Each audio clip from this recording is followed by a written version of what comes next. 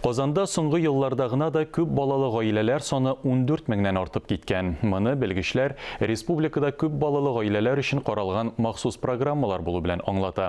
Әмма ни кызганыч, гаиләдә сәламәтлеге шикле балалар тууда елдан-ел арта. Чагыштыру өчен 2015 елда республика күләмендә 14 мең ярым булса, хәзер 16 мең тирәсе. Музаннар артында кешеләр, гаилә язмышы. Нәкъ менә шундый четерекле язмышлы һәм күп балалы гаиләләргә Татарстанда һәр вакыт ярдәмгә әзер оешмалар бар. Шуларның берсе НОС фонды 30 елдан артык ярдәмгә мохтаҗ гаиләләр өчен төрле чаралар үткәрә.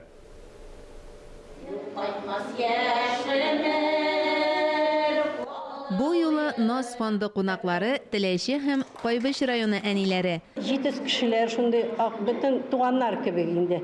Менә бүген алар килделәр, спектакльдә карарлар, и рәхәтләнеп чәй дә эчерләр.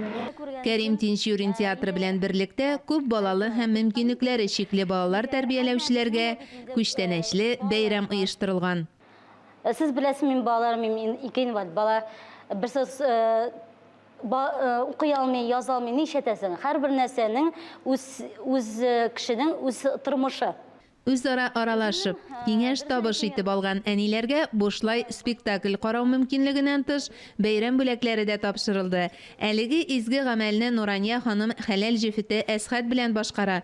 Шуңа ишарәләп аларның үзләренә дә Теләче районыннан килгән әни әнә шундый сувенир бүләк итте.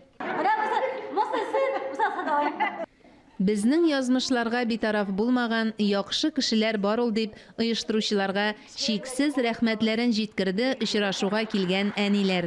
Мөршидә Җихан, Тахир Хәсәнов, Татарстан яңалыклары.